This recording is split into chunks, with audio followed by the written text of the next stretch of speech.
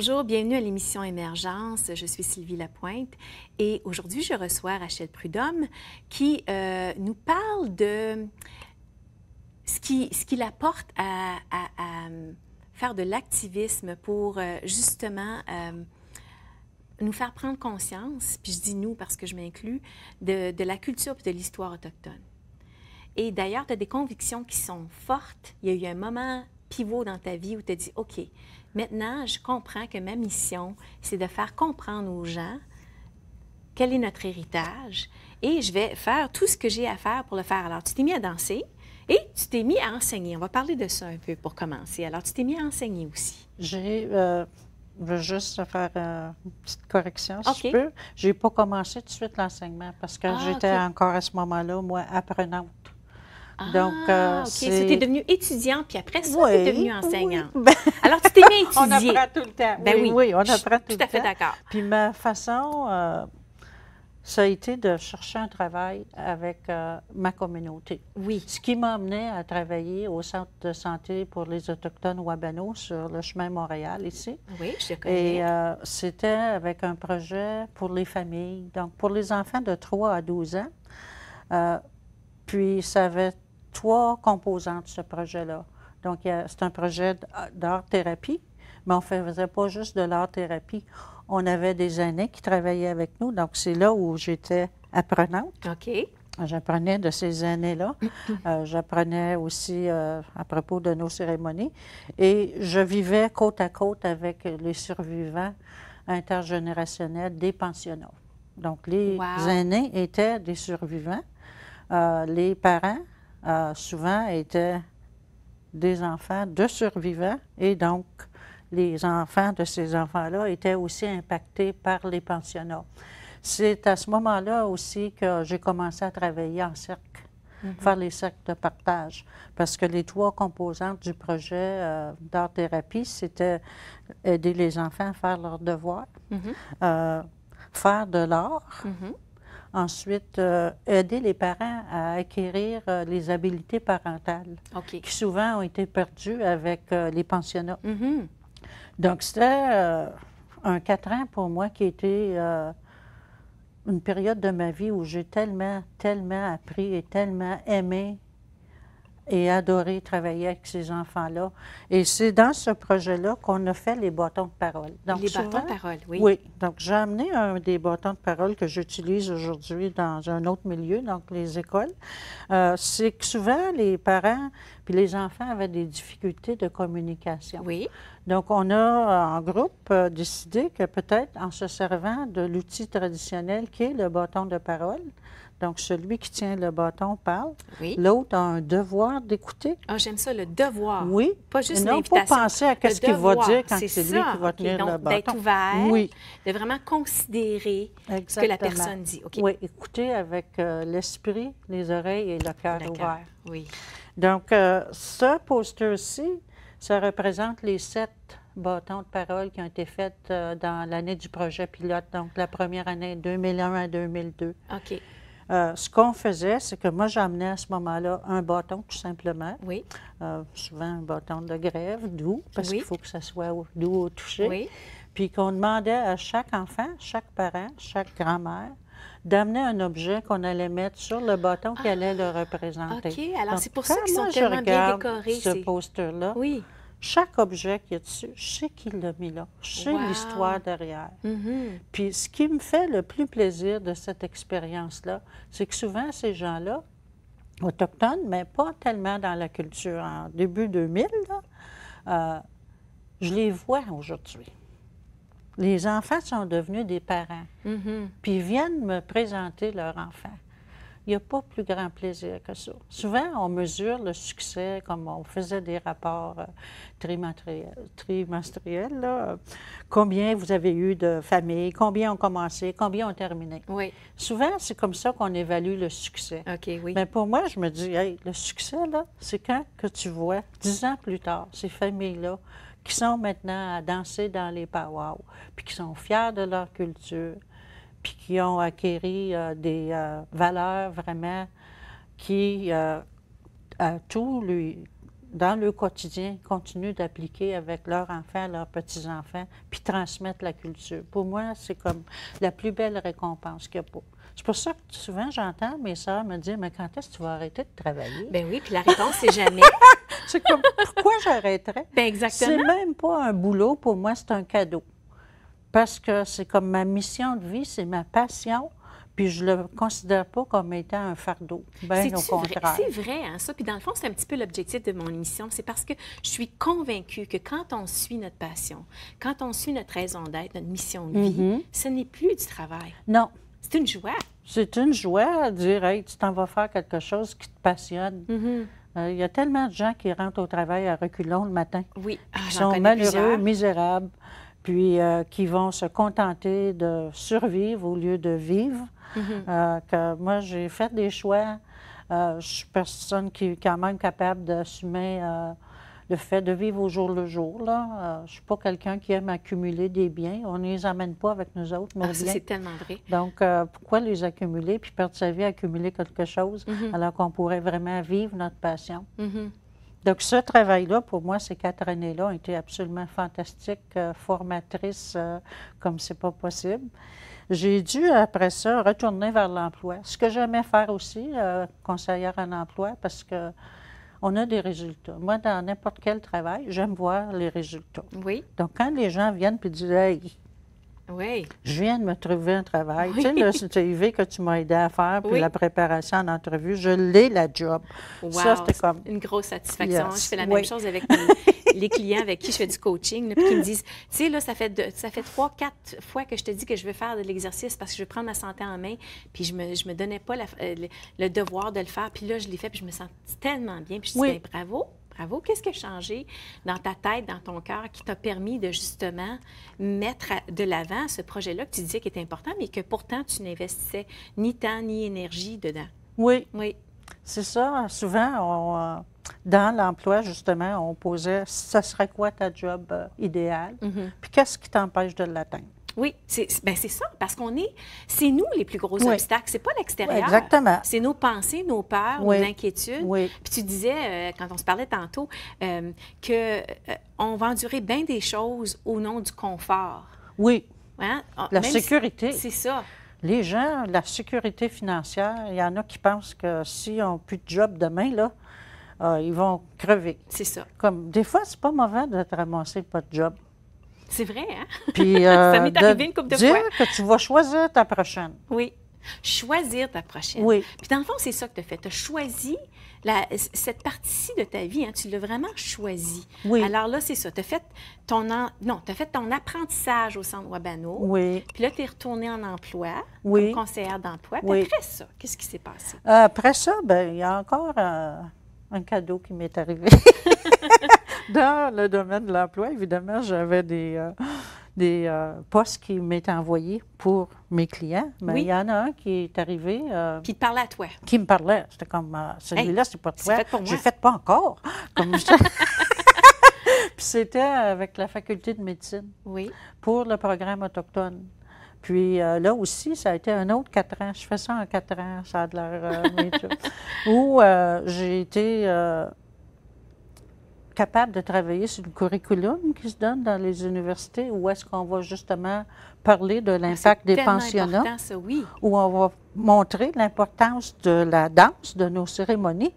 À chaque nouvelle année académique, j'amenais danser avec moi tout le personnel de la faculté de médecine qui était libre, tous les nouveaux futurs médecins. Oui. Puis en leur disant, pour nous, c'est notre médecine. Puis pour vous donner un goût de notre médecine, je vous invite à venir danser avec nous. Wow. Donc c'était une très belle expérience aussi. Puis les 17 facultés de médecine au Canada ont comme mandat maintenant d'avoir dans leur curriculum l'histoire des Autochtones au Canada, pas l'histoire du Canada que moi j'ai appris, mais la vraie histoire des Autochtones, l'impact des pensionnats sur la santé. Et c'est quelque chose qui se fait obligatoirement. étant sur cette tangente-là, je vais continuer en disant aussi que je continue à faire ce genre de travail-là sur le curriculum. Oui, Parce qu'on a avec eu la l'Ontario. commission de vérité et réconciliation Oui. qui a fait 94 appels à l'action. On ne dit même pas recommandations parce qu'on en a fait, ça fait des centaines d'années qu'on fait des OK, recommandations. Là, on vous fait plus de Là, on dit suggestions. appel à C'est ça. l'action C'est et ça. que ça bouge. Oui. Donc, ces 94 appels à l'action-là touchent évidemment beaucoup à l'éducation. Parce que c'est dans les écoles que les mensonges ont commencé. C'est dans les écoles que les préjugés ont été instaurés dans la tête des gens. Donc, c'est dans les écoles qu'on doit reverser et mettre à jour la vérité. Donc, pendant les 4 dernières années, j'ai travaillé beaucoup avec le ministère de l'Éducation, beaucoup de voyages à Toronto, ici à Ottawa aussi, reviser les livres, puis voir que les questions qu'on pose aux enfants, même pas les enfants, jusqu'à l'université, Oui. aux étudiants, je devrais dire. Et même les médecins. Oui. Oui, donc sont appropriés, puis qui sont culturellement appropriés. Donc, c'est un beau travail qui, malheureusement, a eu une mauvaise nouvelle Une en encoche, hein? Ontario avec l'élection de M. Ford. Doug Ford. Tout ce projet-là est arrêté. Sais-tu quel dommage? Je sais, je suis au courant, puis vraiment, ça m'a fait un coup de cœur. Sais-tu quoi? On arrête, il y a une pause, et puis on continue à parler de justement ta mission d'éduquer et de conscientiser les gens sur Oui. l'histoire et la culture autochtone. Merci Merci, beaucoup. Rachel Prudhomme.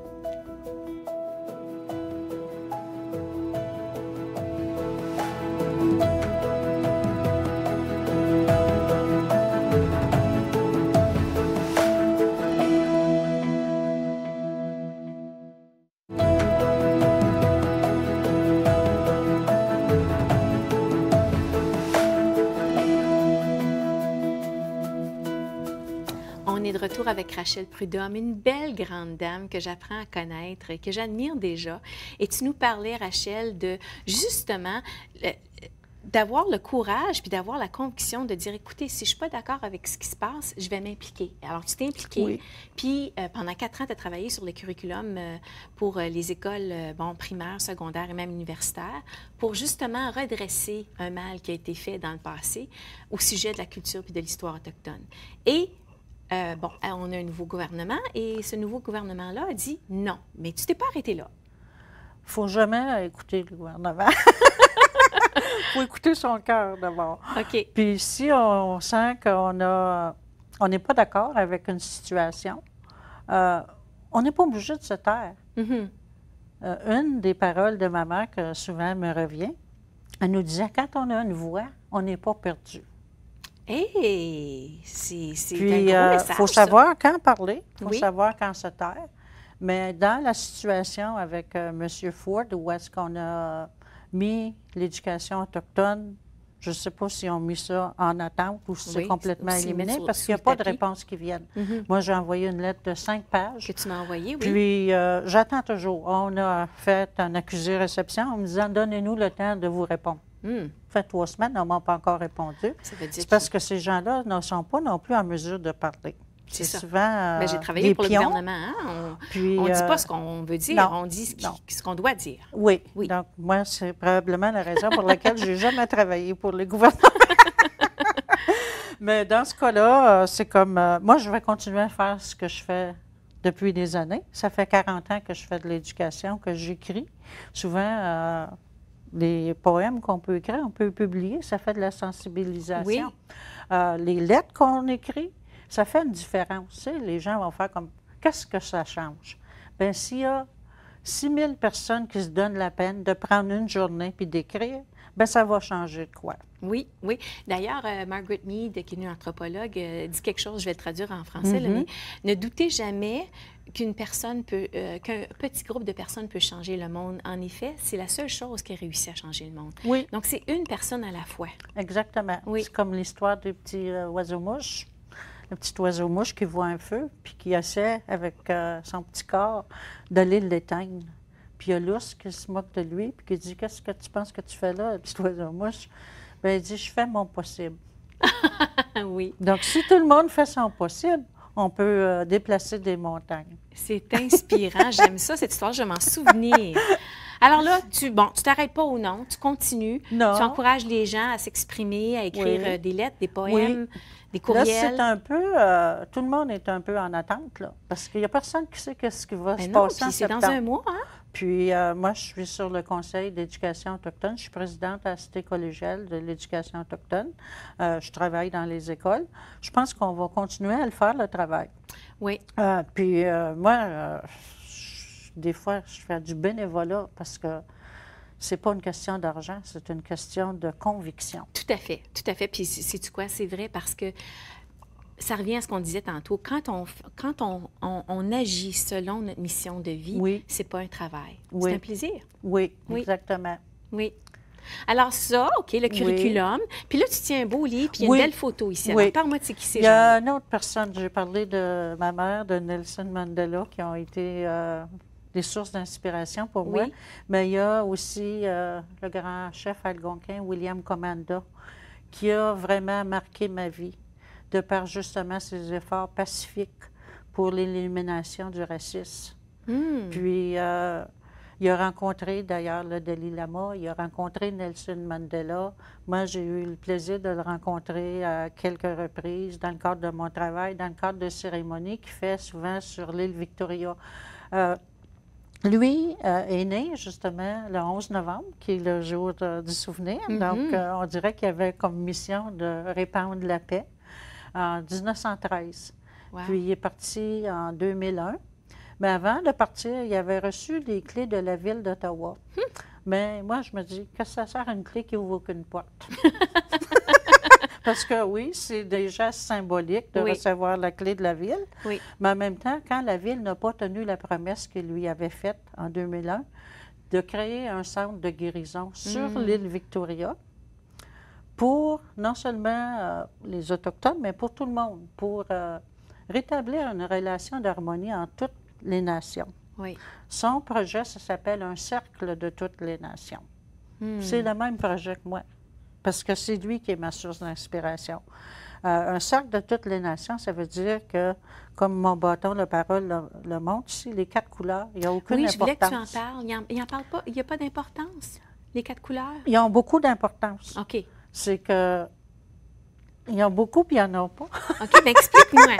Donc, dans la roue de médecine, on a ces couleurs-là. Quand on voit ces 4 couleurs-là, les Autochtones, on sait automatiquement que ça représente la roue de médecine.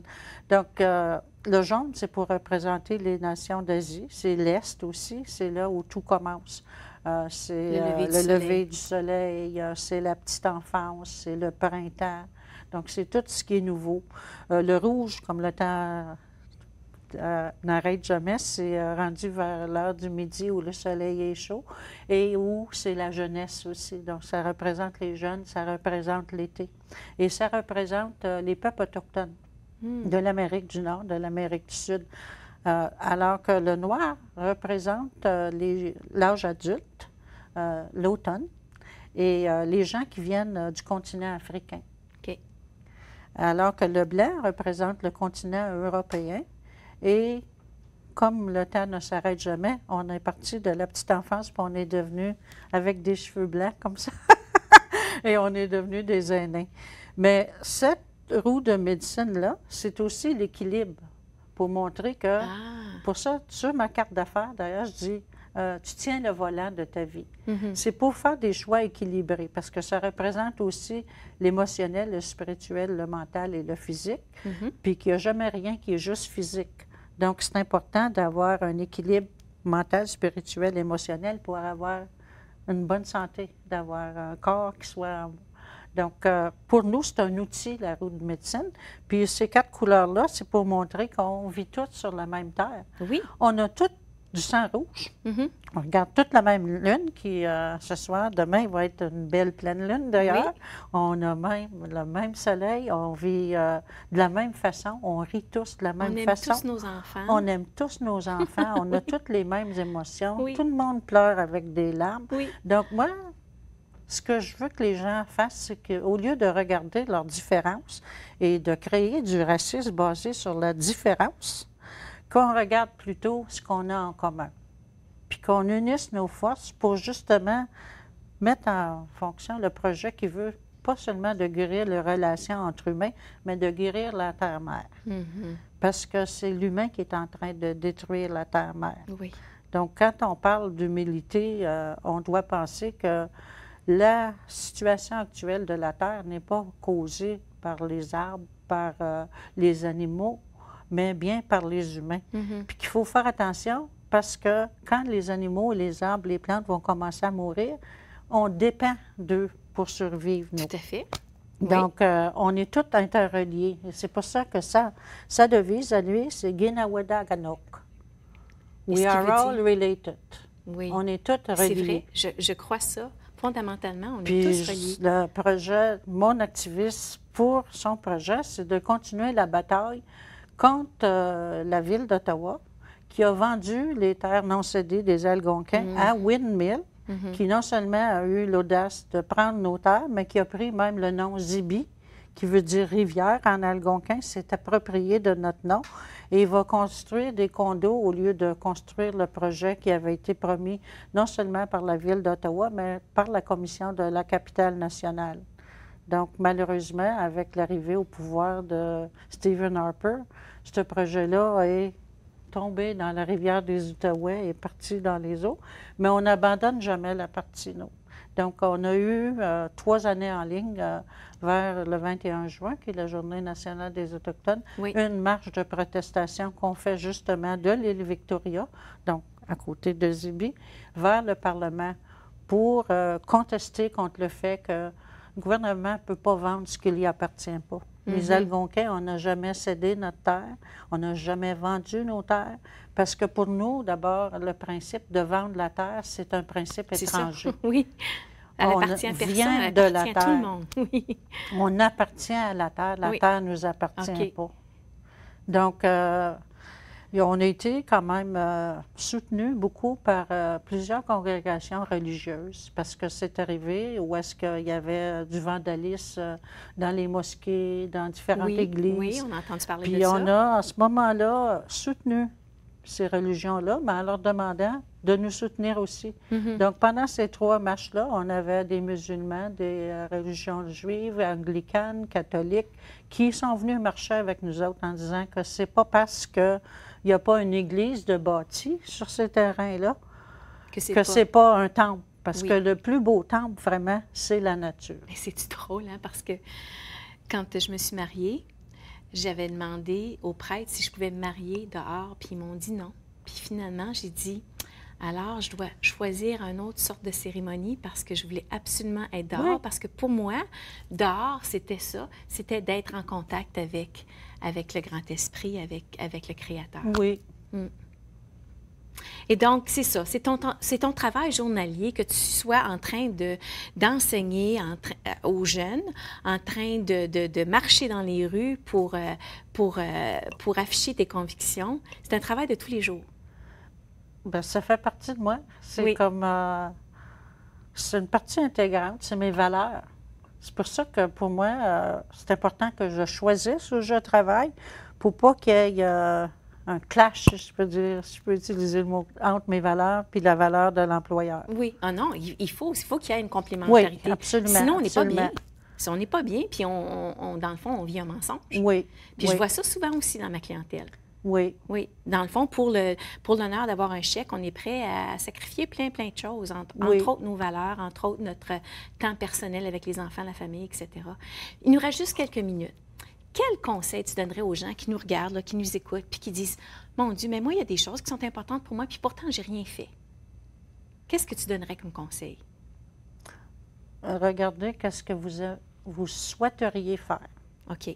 Puis souvent, entre le souhait et la réalité, il n'y a pas un si gros obstacle que ça. Identifiez c'est quoi les obstacles qui vous empêchent de faire ce que vous souhaitez faire. Puis évaluer si vous pouvez changer. Puis souvent, ça peut être graduel, le changement aussi. Mais gaspillez pas votre vie à essayer de la gagner. Oh, je pense qu'on devrait faire une espèce de poster avec ça, hein? Ah, parce que c'est vraiment quelque chose qui a été une grosse réalisation dans ma vie. Et d'ailleurs, c'est pour ça que j'ai fait les choix que j'ai faits. Donc, gaspillez pas votre vie, elle a gagné. Et suivez votre cœur essentiellement. Hein? Donc, Suivez votre cœur. oui. Moi, je dis tout le temps, même avant de venir, une amie qui m'a appelée pour une question personnelle, puis elle avait un petit peu d'hésitation. Oui. Suis tout le temps ton cœur. Ton cœur a raison. Ton cœur a raison. Mm-hmm. Le cœur a ses raisons que la raison ne peut pas comprendre. Ah, puis c'est de s'arrêter, puis de justement l'écouter, Oui. puis d'avoir le courage d'oser, comme tu as fait avec toute ta vie. Je t'admire, je t'apprécie et continue à nous enseigner cette belle culture.